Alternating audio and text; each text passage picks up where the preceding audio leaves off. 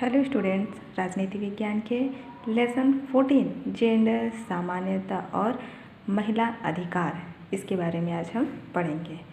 तो देखते हैं कि यहाँ जेंडर समानता बोला है और महिला अधिकार बोला गया है। तो जेंडर समानता क्या होता है कि समाज अपनी संस्कृति या फिर जो सोच विचार होती है उसके अनुसार लड़के या लड़कियों की जो अलग अलग भूमिकाएं होती है, जिम्मेदारी होती है, उनका जो पहनावा निर्धारित होता है करता है, या फिर वो लड़के लड़कियों के प्रति समाज में एक क्या है निर्धारित जो दृष्टिकोण रहती है, जो सोच रहती है, वो क्या कहलाती है, जेंडर कहलाती है। तो यहाँ पे हम देखेंगे कि जेंडर समानता से संबंधित पढ़ना है हमको, और साथ ही साथ महिला अधिकारों के बारे में भी जानना है। तो चलिए देखते हैं। पिछले अध्यायों में हमने लोकतंत्र व अधिकारों के विषय में पढ़ा। जो पिछले चैप्टर में हमने क्या है लोकतंत्र के बारे में पढ़ा और साथ ही साथ अधिकारों के विषय के बारे में भी जानकारी ली। हमने पढ़ा कि एक सफल लोकतंत्र वह है जिसमें समाज के सभी लोगों की अधिक से अधिक क्या हो, भागीदारी हो, कहा गया है। तो लोकतंत्र एक सफल होना तभी हो पाएगा जब क्या होगा कि समाज में जब सभी लोग समान रूप से क्या है, समाज में सभी लोग समान रूप से क्या होंगे, भागीदारी होंगे, हिस्सेदारी होंगे, तभी एक अच्छा और सफल लोकतंत्र बन पाएगा। हमने यह भी पढ़ा कि लोकतंत्र को सही ढंग से चलाने के लिए नागरिकों के पास क्या होनी चाहिए, अधिकारों का होना जरूरी है। क्योंकि लोकतंत्र अगर जब तक वो सही दिशा में उसको या फिर आगे बढ़ाने के लिए संबंधित हो, चलाने से संबंधित हो, तो नागरिकों के पास क्या होगा, उसके लिए उनको अधिकार या उनके अधिकार का होना बहुत ज़रूरी है। यही कारण है कि लोकतांत्रिक देशों में बहुत से अधिकारों को कानूनी रूप से मान्यता दी गई है, ताकि वो क्या कर सके, लोकतंत्र में जो अपनी भूमिका है, अपनी जो भागीदारी है, हिस्सेदारी है, वो सही ढंग से, सही तरीके से अपनी लीगली, कानूनी तौर से वो अपना योगदान दे सके। इसलिए कहा गया कि लोकतंत्र में बहुत से अधिकारों को क्या दी गई है, कानूनी रूप से मान्यता दी गई है, ताकि लोकतंत्र देश जो है उसमें वो अपना योगदान, अपनी भूमिका दे सके। इस अध्याय में हम यह समझने की कोशिश करेंगे कि लोकतंत्र में समाज के सभी वर्गों, चाहे कोई एक वर्ग को नहीं कहा गया है, सभी वर्गों, खास तौर पर महिलाओं की भागीदारी को समान महत्व दिया गया है या नहीं। जो अधिकार देश के संविधान व कानून द्वारा सबको दिए गए हैं, क्या महिलाएं उन्हें वास्तव में उपयोग कर पा रही हैं? आखिर ऐसे कौन से कारण हैं जिसके वजह से जीवन के कई क्षेत्रों में महिलाओं को विकास के समान अवसर नहीं मिल पाते हैं? तो यहाँ पे एक समझाने की कोशिश की गई है इस लेसन के माध्यम से कि जो लोकतंत्र समाज जो है उसमें क्या सभी वर्ग के लोग, खासतौर से महिलाओं की जो भूमिका है, उनकी भागीदारी, क्या उन्हें समान महत्व दिया गया है या नहीं दिया गया है।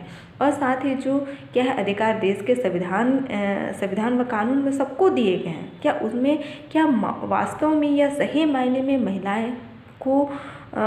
महिलाएं उनका उपयोग कर पा रही हैं या फिर नहीं। तो ऐसे कौन से कारण कहा गया है कि जिसकी वजह से जो महिलाएं हैं वो क्या है अपने जीवन के कई क्षेत्रों में, विभिन्न पहलुओं में या कहें उसको, तो महिलाएं अपने विकास के अवसर उसमें, या जो विकास को आगे बढ़ाना है तो उसका योगदान वो उसमें दे पा रही हैं या फिर कहें उनको अवसर मिल पा रहा है या नहीं। तो ये सब जानने की यहाँ पे कोशिश करेंगे। तो नीचे दिए गए चित्र में दैनिक उपयोग की वस्तुओं को ध्यान से देखिए, कहा गया है। तो यहाँ पे आप लोग देख सकते हैं चित्र दिए गए हैं।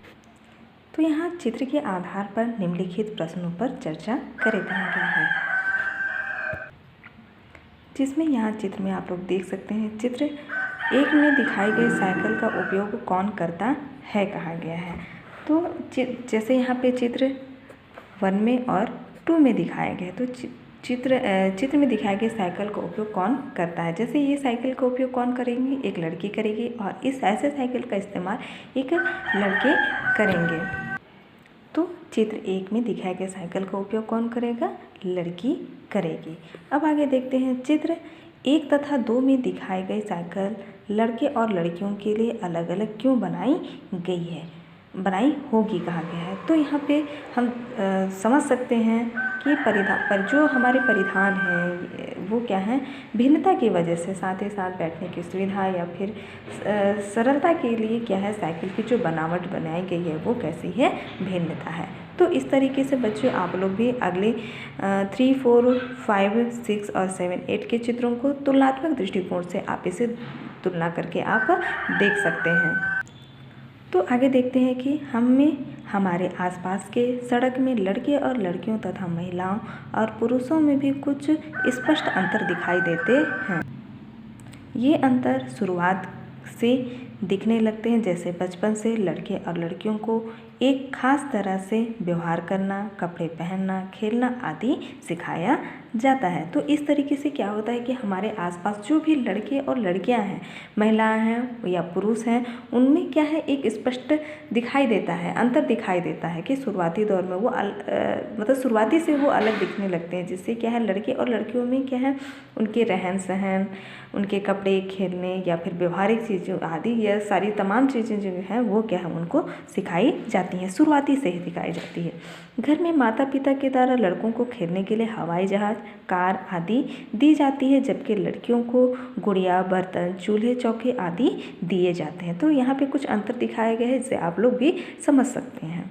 आगे देखते हैं, अगर आज हम गौर करें तो प्रतिदिन की छोटी छोटी बातों में लड़के और लड़कियों में अंतर दिखाई देता है। जैसे कि कहा गया है, व्यवहारिक तौर पर लड़कियों को भावुक समझा जाता है। मतलब वो व्यवहारिक तौर से लड़कियां कैसी होती हैं, किसी भी चीज़ को कह देने या उनके किसी ऐसी बात जो उनको जल्दी दिल पर लग जाती है, तो वो क्या है, उनको क्या है, ज़्यादातर भावुक समझा जाता है। वे कैसी मानी जाती हैं, विनम्र मानी जाती हैं। इसके विपरीत लड़के कैसे समझे जाते, कठोर समझे जाते। इन्हीं बातों का प्रभाव बाद में उनके जीवन पर पड़ता है, जैसे तकनीकी शिक्षा एवं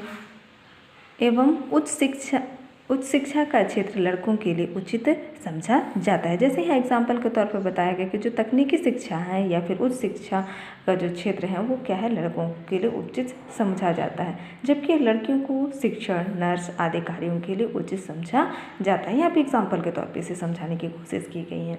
लड़के और लड़की की पालन पोषण के दौरान कुछ मान्यताएं उनके मन में बैठा दी जाती है, जैसे घर के सभी कार्य करना, बच्चों का पालन पोषण करना औरतों की जिम्मेदारी है।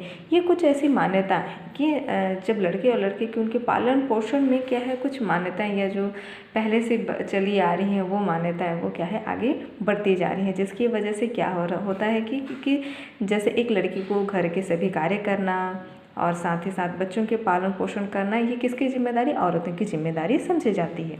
जबकि कहा गया है कि पुरुष घर के बाहर का काम करते हैं। ऐसा नहीं है कि पुरुष घर के कार्य नहीं कर सकते। इस तरीके के भेदभाव वाले पूर्वाग्रह को जेंडर भेद कहते हैं। मतलब जेंडर के भेद में जिस तरीके से यहाँ पे हमने लड़के और लड़कियों के दृष्टिकोण जो या फिर कहें मान्यताएं जो समझी जाती थी उसको बताया गया कि जैसे कि यहाँ पे तकनीकी शिक्षा या उच्च शिक्षा का जो क्षेत्र क्या है, लड़कों को उचित समझा जाता है और लड़कियों के लिए शिक्षण, नर्स जैसे आदि जो चीज़ें हैं वो उनके लिए उचित समझा जाती हैं। लेकिन साथ में साथ ये चीज़ें तो जरूर बताई गई, ये यहाँ पे किस पूर्वाग्रह जेंडर भेद को समझाया गया है, ना कि आज की जनरेशन को कहा गया, क्योंकि आज के जनरेशन में जो लड़के और लड़की की जो विचारधारा या सोच है वो खुले तौर से है। वो अपनी इच्छा अनुसार जिस क्षेत्र पर जाना चाहती है, जिस कार्य को करना चाहती है वो खुले तौर से कर सकती है।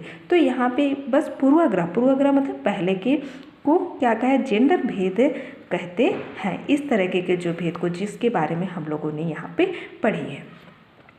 अब आगे देखते हैं कि जेंडर क्या है, ये समझना है हमको।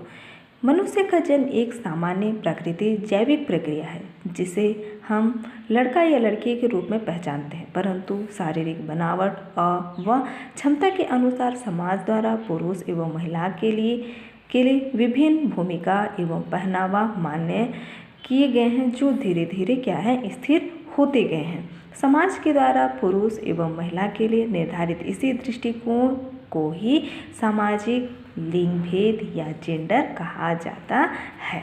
यहाँ कि जो जिस तरीके से एक मनुष्य जन्म लेता है, जो कि प्राकृतिक जैविक प्रक्रिया है, जिसके अंदर उन्हें लड़के लड़कियों को पहचाना पहचाना जाता है और साथ ही साथ क्या है, उनकी क्षमता, उनकी बनावट और साथ ही साथ उनके पहनावा, विभिन्न तरह के जो उनकी जो भूमिका होती है वो उनमें क्या है अंतर दिखाई देता है। तो समाज के द्वारा जो पुरुष और महिलाएं हैं उसकी निर्धारित इसी दृष्टिकोण की वजह से क्या कहा गया है कि सामाजिक लिंग भेद का जो या फिर जेंडर कहा जाता है। लिंग में भेद, अंतर और सामाजिक भेद को दिखाया गया है, बताया गया है तथा यहाँ पे जेंडर उसी को कहा जाता है। अब आगे देखते हैं, नीचे लिखे शब्दों का संबंध आमतौर पर किससे जोड़ा जाता है, तालिका में भरे कहा गया है। जैसे कि आप लोग यहाँ पे लड़की लड़का या फिर दोनों एक कॉलम बनी हुई है, इसमें आप लोग चुन करके भर सकते हैं। जैसे आप लोगों को एक एग्जांपल के तौर पे बता रही हूँ। जैसे सुंदरता किसके लिए इस्तेमाल की जाएगी, लड़के के लिए की जाएगी। कोमलता किसके लिए, लड़की के लिए। गुस्सा जैसी चीज़ें किसके लिए, लड़का के लिए।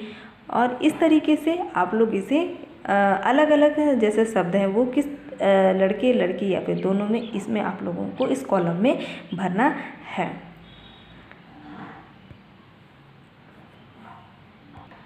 अब आगे देखते हैं, बच्चों के जन्म के साथ ही लड़के और लड़कियों को उनके अलग अलग रूप में ढालने की सामाजिक और सांस्कृतिक प्रक्रिया होती है। मतलब बच्चों के जन्म के साथ ही वैसे ही क्या है, लड़के और लड़कियों को उनके अलग अलग रूप में, जैसे कि हम लोगों ने यहाँ पे भेद में जेंडर भेद के बारे में पढ़ा या लिंग भेद के बारे में जिस कह सकते हैं, तो अलग अलग रूप में क्या है ढालने की क्या है एक सामाजिक और क्या है सांस्कृतिक प्रक्रिया होती है। ये क्रिया होती है समाज के द्वारा लिंग भेद के आधार पर भूमिकाओं का निर्धारण होता है। जैसे समाज के आधार, जैसे कि लड़के की कैसी भूमिका होगी, लड़के की इसकी भूमिका कैसी होगी, तो उन लिंग के आधार पर ही उनकी भूमिका का क्या होता है निर्धारण किया जाता है। लिंग भेद पर आधारित भूमिकाओं के विभाजन को ही क्या कहा जाता है, जेंडर कहा जाता है। तो ये लिंग भेद जिस तरीके से यहाँ पे कहा गया है कि एक लड़के या लड़की के जो लिंग भेद के आधार पर उनकी भूमिकाओं का क्या निर्धारण होता है, वो कैसे करती हैं, कैसे पहनती हैं, कैसे करती हैं, या एक लड़के कैसे करते हैं, कैसे उनकी बोलचाल होती है, कैसे उनके करने के तरीके होते हैं, तो इनमें क्या है अंतर हमको दिखाई देता है। तो लिंग भेद पर आधारित जो भूमिकाओं का विभाजन को ही क्या कहा गया है, जेंडरीकरण कहा जाता है। उदाहरण के लिए कहा गया, समाज में माना जाता है कि पुरुष अधिक ताकतवर होते हैं, इसलिए वे कठोर तथा ताकत से जुड़े काम आसानी से कर सकते हैं, कहा गया। इसी तरह समाज में यह भी मान्यता है कि महिलाएं स्वभाव से कोमल व कैसी होती हैं, दयालु होती हैं, इसलिए वे बच्चों की देखभाल अच्छी तरीके से कर सकती हैं। तो यहाँ पे समाज में यह माना जाता है, माने गई हुई चीज़ों को यहाँ पे बताया गया है कि किस तरीके से पुरुष कैसे अधिक ताकतवर होते हैं, इसलिए क्या है अधिक कठोर और ताकतवर से जुड़े या ताकत से जुड़े हुए काम क्या करते हैं, कर सकते हैं या आसानी से कर सकते हैं। तो इसी तरीके से समाज में जो मान्यता है कि महिलाएं स्वभाव से कैसी होती है, कोमल होती हैं या दयालु होती हैं, इसलिए वे बच्चों की देखरेख सरल तरीके या अच्छी तरीके से उनकी कर सकती हैं। आगे देखते हैं, आमतौर पर महिला पुरुष की भूमिका का आधार जैविक बनावट को माना जाता है, किंतु हमें यह जानना आवश्यक है कि इन भूमिका का आधार केवल लैंगिक ही नहीं बल्कि सामाजिक प्रक्रिया भी है। कुछ प्रचलित मान्यताएं हैं जो इन सामाजिक भूमिका को बनाने में कैसी होती हैं, प्रभावी होती हैं। आगे देखते हैं, अभी तक हमने अध्ययन किया कि जेंडर भेद समाज द्वारा स्थापित कैसी है मान्यता है। ये जो जेंडर भेद के बारे में पढ़े वो क्या है, समाज द्वारा एक स्थापित मान्यता है, माने गई चीज़ें हैं। हम आगे पढ़ेंगे कि जेंडर के आधार पर श्रम तथा उसके मूल्यों का विभाजन किस तरीके से होता है। जो जेंडर के विभाजन, जैसे लड़के और लड़कियों के काम या फिर दोनों काम किस तरीके से होते हैं या कौन से काम किए जाते हैं, ये श्रम तथा उसके मूल्यों का विभाजन किया गया है। तो ये जेंडर के आधार पर हम आगे देखेंगे। क्या श्रम का विभाजन लिंग आधारित है।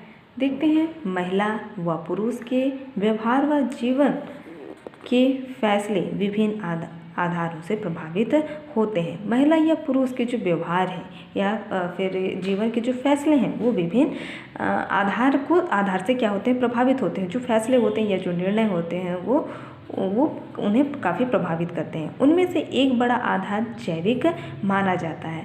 नीचे कुछ कार्यों की सूची दी गई है, कृपया बताइए कि आपके अनुसार कौन से कार्य पुरुषों के लिए, कौन से कार्य महिलाओं के लिए तथा कौन से कार्य दोनों के लिए उपयुक्त है। जैसे यहाँ पे कार्यों की सूची बनी गई है, जैसे कि यहाँ के कार्य, यहाँ क्रमांक है, कार्य है केवल पुरुष, केवल महिला और फिर दोनों, कौन से कार्य किए जा सकते हैं यहाँ पे इस कॉलम में भरने हैं। जैसे यहाँ पे एग्जाम्पल के तौर पे आप पहले नंबर पे देख सकते हैं कारखानों में क्या है, केवल पुरुष काम कर सकते हैं, महिला नहीं हो, दोनों नहीं यहाँ पे कर सकते हैं। जैसे मजदूरी है तो मजदूरी में क्या है, पुरुष भी कर सकते हैं और महिला भी कर सकते हैं। तो इस तरीके से आप लोगों को इस कॉलम में आप यहाँ पे भर सकते हैं। जैसे पुरुष कर सकते हैं तो आप पुरुष लिख सकते हैं, जिस कार्य को महिला कर सकते हैं वहाँ पे महिला कर सकते हैं, दोनों कर सकते हैं तो आप लोग यहाँ पे दोनों को लिख सकते हैं। तो इस तरीके से बाकी जो दिए गए हैं वो आप खुद से करने की कोशिश करें। अब आगे देखते हैं, समाज द्वारा लिंग के आधार पर श्रम विभाजन को प्राकृतिक तौर पर देखा जाता है। जो समाज में हम अक्सर कर ये चीज़ें देखते हैं और होती हैं ऐसी कि लिंग के आधार पर क्या है, जो काम है, कामों का विभाजन को प्राकृतिक तौर पर, नेचर के तौर पर उसे देखा जाता है, जबकि केवल महिला का गर्भ धारण करना ही क्या है, प्राकृतिक है। शेष जिम्मेदारियां व महिला व पुरुष के बीच बंटवारा समाज के द्वारा किया गया है। यहाँ पे ये कहा गया है कि जैसे कि यहाँ पे ऊपर के लाइन में कहा गया कि समाज द्वारा लिंग के आधार पर श्रम का विभाजन कैसे प्राकृतिक तौर पर देखा जाता है, कहा, जबकि ये भी कहा गया कि केवल महिला का गर्भ धारण करना ही कैसा है, प्राकृतिक है, नेचुरल है। बाकी शेष जो सारी जिम्मेदारियाँ हैं, चाहे वो महिला के हो या फिर पुरुष के बीच जो काम का जो बंटवारा है वो समाज के द्वारा किया गया है।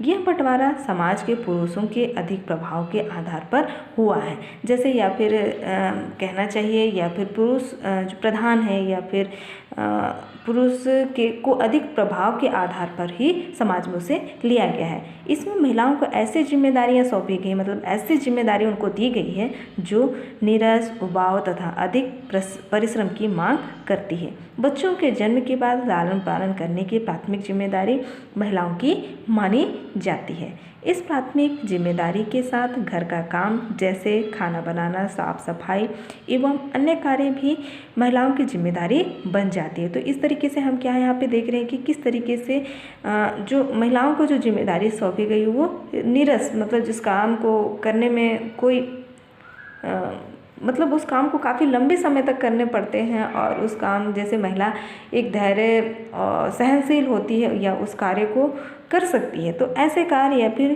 कहा गया उबाऊपन, जिसको इंसान करके उस कार्य को थक जाता है या फिर उब जाता है तथा फिर अधिक परिश्रम की कैसे करती हैं, मांग करती हैं।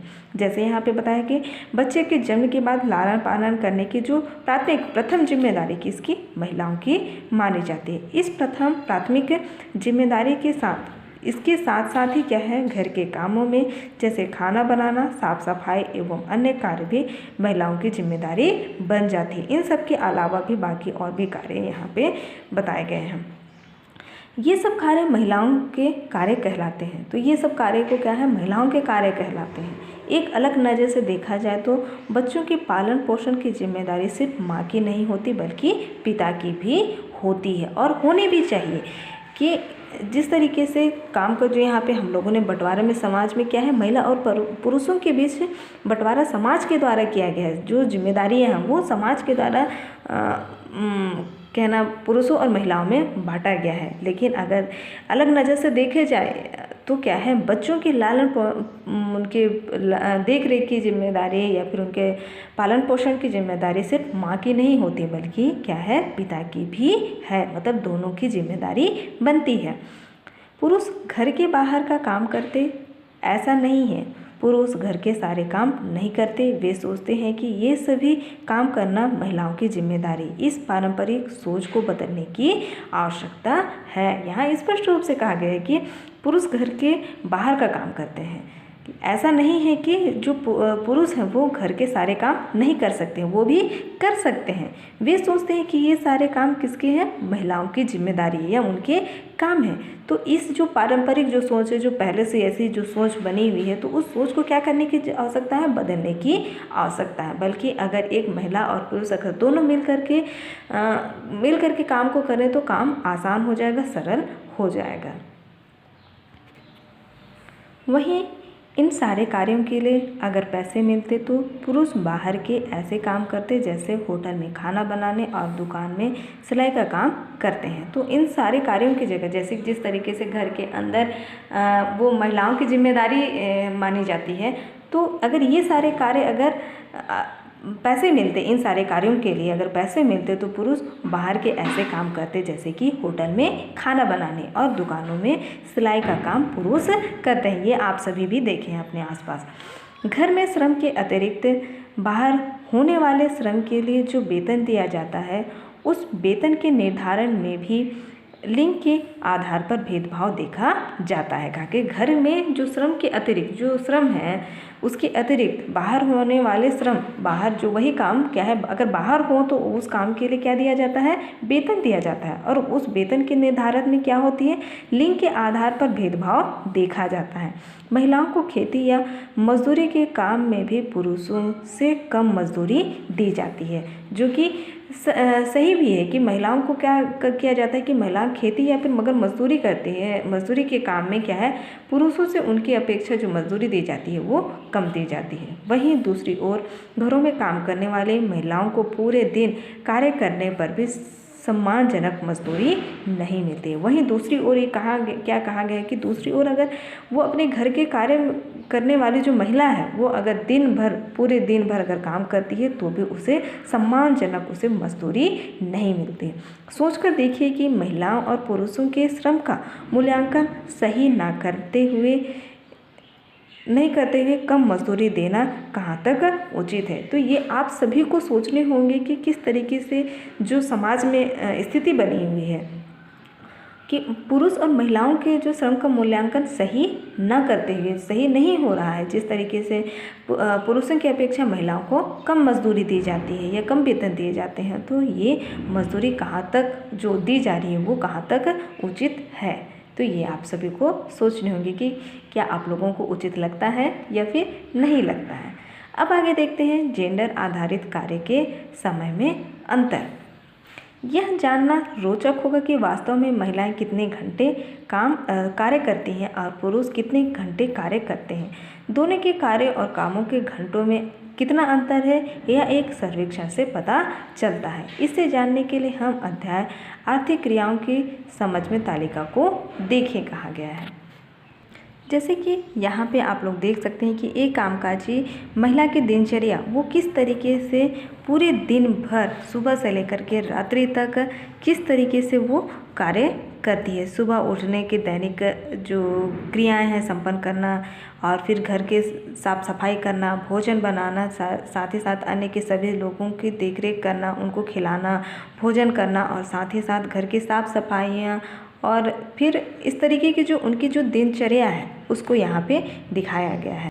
साथ ही साथ यहाँ पे वृत्त आरेख 15.11 में महिला एवं पुरुष के कार्यों का प्रतिशत भी दिखाया गया है। जैसे यहाँ पे पुरुष और महिला के आर्थिक कार्य को यहाँ पे दिखाया गया, तो इस तालिका के जो आरेख बने हैं, इस आरेख के माध्यम से आप समझ सकते हैं, रंग जो दिए गए हैं इसके माध्यम से भी यहाँ पे समझ सकते हैं। तो यहाँ पे आप देख सकते हैं जो आर्थिक कार्य हैं तो वो क्या है, पुरुषों में कितने दिख रहे हैं, 25 दिखाए गए हैं, और गैर भुगतान कार्य में आपके यहाँ पे दिखाया गया है 2%, जिसमें महिलाओं का प्रतिशत ज़्यादा है। और फिर है गैर कार्य, जो कि आप लोग हल्के नीले कलर में दिखाए गए हैं, ये है। तो इस माध्यम से आप यहाँ पे देख सकते हैं कि किस तरीके से जो महिला और पुरुष के जो आर्थिक कार्य हैं, गैर भुगतान कार्य हैं या फिर गैर कार्य हैं, उन कार्यों का किस तरीके से इस आरेख को देख करके हम समझ सकते हैं कि महिला और पुरुष के जो कार्य हैं वो किस तरीके से किए जाते हैं।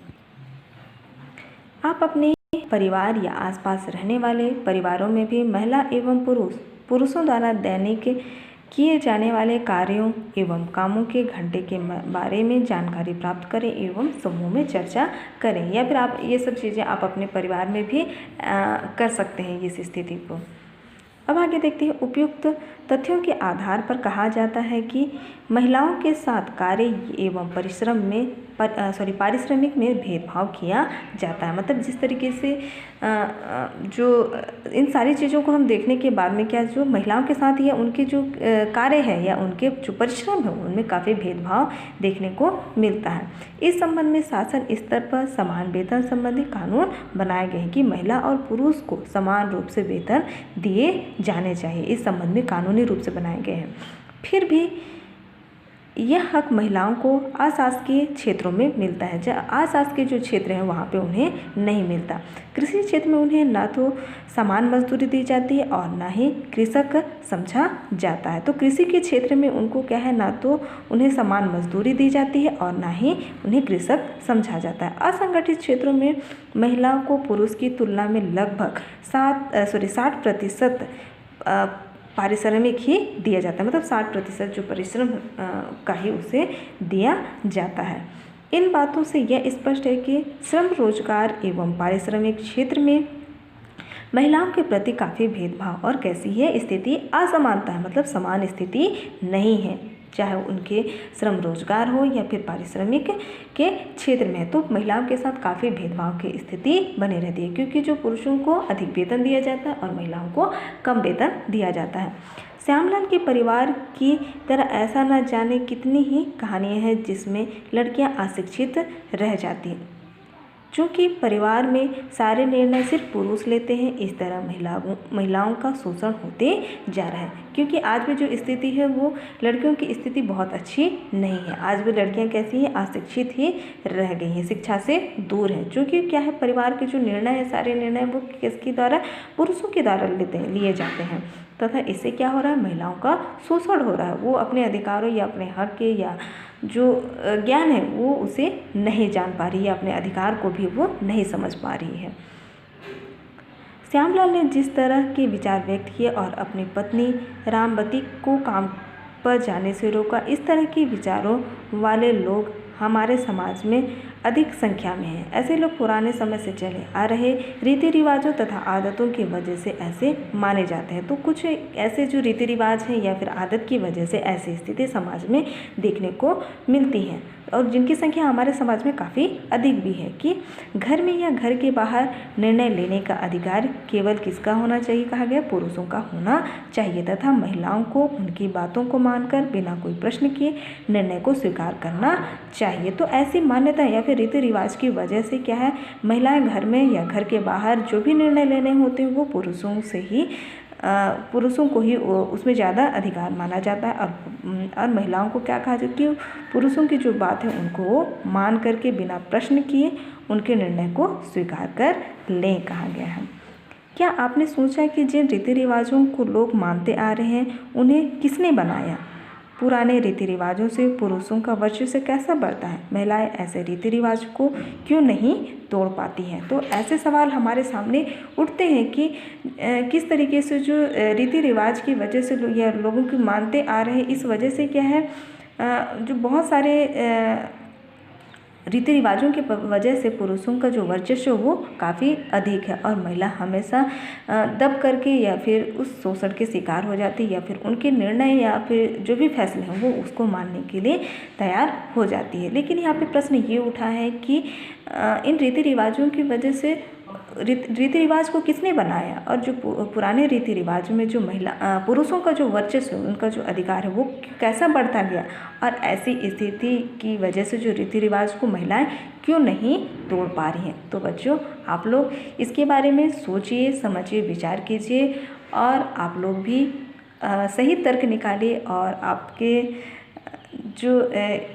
जो सोच है उस सोच को आप उसमें परिवर्तन लाइए। तो आज के लिए स्टूडेंट्स यहीं तक पढ़ेंगे।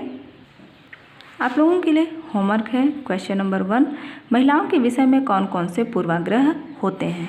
क्वेश्चन नंबर 2, महिलाओं के घर या बाहर किए जाने वाले कार्यों में मुख्य रूप से क्या अंतर है। ये आप लोगों को होमवर्क में दिए जा रहे हैं। आज के लिए यहीं तक। Thank you students.